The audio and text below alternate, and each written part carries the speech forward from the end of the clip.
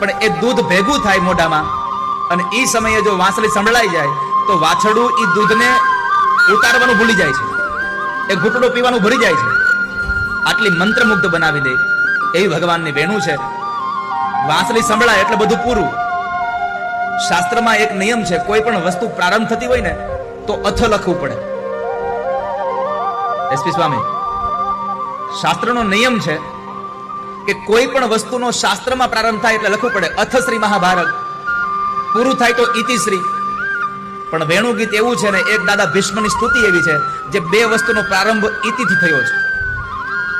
દાદા ભીષ્મએ સ્તુતિ કરી ઇતિ મયુરૂપ કલ્પિતા વિતૃષ્ણા, ઇતિ એટલે પૂરું થઈ ગયું, સમાપ્ત થઈ ગયું. અને ગોપીઓએ અહીંયા ગીત જે વેણુ ગીત ગાયું એનો પ્રારંભ થયો છે ઇતિ વેણુ રવમ રાજન સર્વભૂત મનોહરમ શ્રુત્વા વ્રજસ્ત્રિયઃ સર્વા